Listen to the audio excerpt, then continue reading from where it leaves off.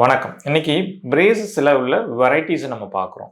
பிரேசஸ்ல வந்து பார்த்தீங்கன்னா, regular braces, கன்வென்ஷனலா உள்ள பிரேசஸ். இந்த கன்வென்ஷனல் பிரேசஸ்ல என்ன அப்படின்னா, நமக்கு வந்து அந்த பிராக்கெட்ஸ் பட்டன் இருக்கும் இல்லையா? அத வந்து பல்லுல வந்து ஒட்டிருவோம். அதுல வந்து அந்த ஒயர தான் மாட்டுவோம், என்கேஜ் பண்ணுவோம். இது வந்து கன்வென்ஷனல் பிரேசஸ். இதுலயே வந்து அதுக்கு அடுத்து வேரியன்ட்ல வந்து பார்த்தீங்க அப்படின்னா, செல்ஃப் லைகேஷன் பிரேசஸ்.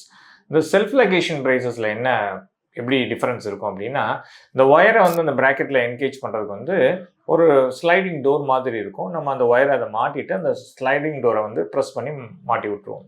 என்ன அட்வான்டேஜ் இந்த செல்ஃப் லைகேஷன் பிரேசஸில் அப்படின்னா, உங்களுக்கு வந்து அந்த உராய்வுத்தன்மை ஒயருக்கும் அந்த பிராக்கெட்டோட இதுக்கும் உள்ள உராய்வுத்தன்மை கம்மியாக இருக்கிறதுனால உங்களுக்கு மூவ்மெண்ட் வந்து கொஞ்சம் ஃபாஸ்ட்டாக இருக்கும். டிஸ்கம்ஃபர்ட் வந்து கொஞ்சம் வந்து கம்மியாக இருக்கும். மூணாவது இம்பார்ட்டன்ட் பாயிண்ட்டு, இந்த ஓரிங் இருக்கு இல்லையா, ரப்பர் ஓரிங். சம்டைம்ஸ் வந்து அது கலர் டிஸ்கலர் ஆகுது, அதை சுற்றி வந்து அழுக்கு சேர்றது, உணவு துணுக்குகள் அக்குமுலேட் ஆகுறது, இந்த மாதிரி பிரச்சனைகள் வந்து இந்த செல்ஃப் லைகேஷனில் இருக்காது. ஏன் அப்படின்னா அந்த சுற்றி ஈஸியாக நம்ம வந்து க்ளீன் பண்ணிக்கலாம். ஸோ இதுதான் அட்வான்டேஜ் ஆக்சுவலி.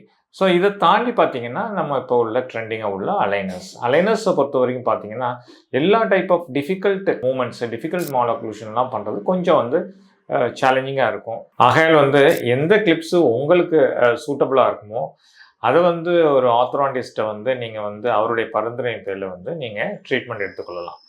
நன்றி.